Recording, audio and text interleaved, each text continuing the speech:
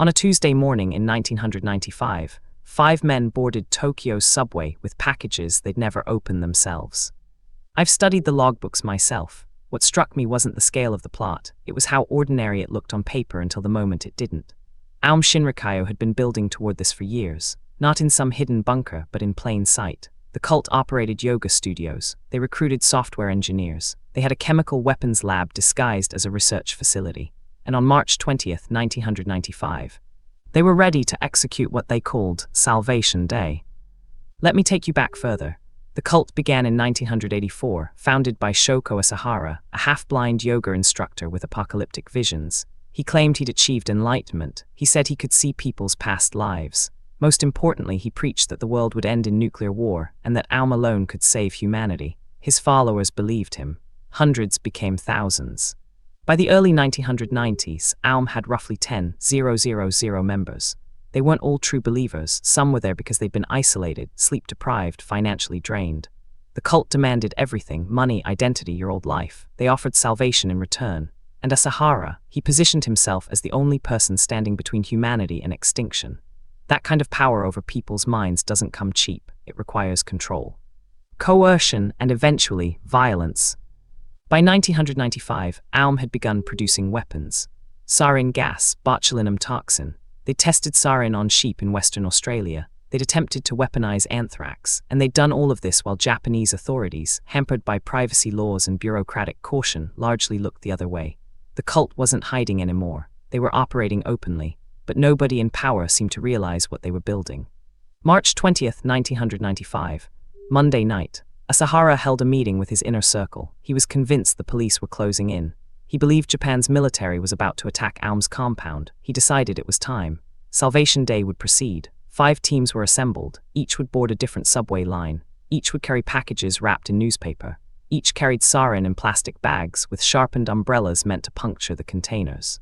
What those 5 men didn't know, what none of them could have known, was that they were about to commit one of the deadliest terrorist attacks in modern history.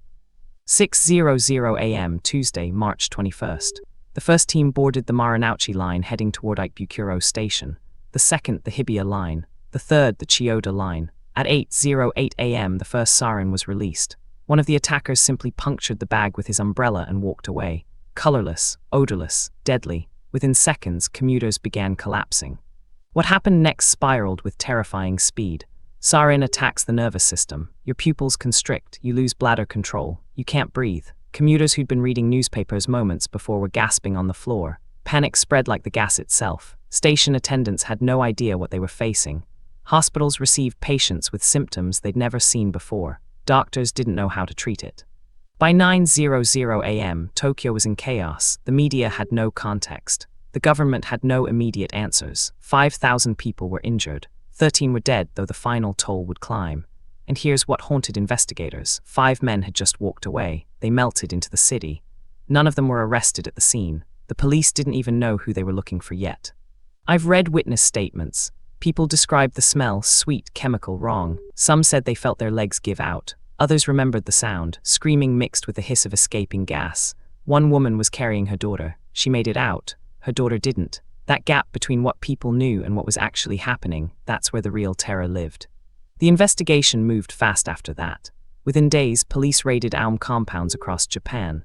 The cult had kept meticulous records, everything Asahara needed to maintain control. They found weapons, they found chemicals, they found the names of the attackers. By May 1995, Shoko Asahara himself was arrested. He claimed he hadn't ordered the attack. He claimed his followers had acted without permission.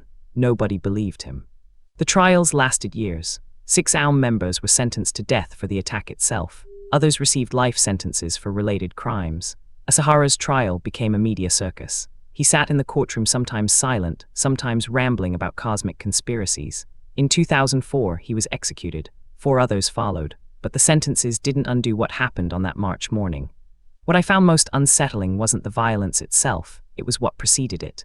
Years of isolation, years of psychological manipulation, years of the cult operating in the open while authorities hesitated. The 5 men who boarded those trains weren't born terrorists. They were recruited, indoctrinated, and eventually convinced that mass murder was salvation. That's the real architecture of Aum Shinrikyo. The Tokyo subway attack killed 13 people on that day. But the casualty count extended far beyond. Thousands were injured. Many suffered lasting psychological trauma. The city's sense of safety was shattered. Japan, which prided itself on low crime rates and social order, had to confront the reality that apocalyptic violence could happen anywhere, to anyone, on an ordinary Tuesday morning. For me, studying Aum teaches a hard lesson about how cults work. They don't announce themselves. They recruit through yoga classes and meditation promises. They isolate gradually. They reframe violence as necessity. And they exploit a basic human need, the need to believe in something larger than yourself. Asahara understood that need. He weaponized it. What happened to Aum after the executions? The cult fractured. Some followers renounced it entirely. Others continued in smaller cells, still believing in Asahara's teachings. The organization that once claimed thousands of members became a shadow of itself. But the memory of March 20th, 1995 never faded. For Tokyo, for Japan, for everyone who studied how ideology can turn ordinary people into killers, it remained a permanent scar. The subway attack forced governments worldwide to rethink how they monitor extremist groups. It exposed the gap between law and reality, the space where cults operate, recruit, and arm themselves while bureaucracies move slowly. And it proves something we still grapple with today, that in the age of globalization, apocalyptic ideologies can find fertile ground anywhere, even in one of the world's safest cities. I've covered conflicts in places people expect violence, but Aum Shinrikyo taught me that terror doesn't require a war zone. It requires ideology, isolation, and someone willing to exploit the human need for meaning. The 5 men on those subway trains weren't born killers. They were made, and understanding that difference, that's where prevention begins. Subscribe. Each week we uncover another cult's hidden machinery and the signs everyone missed.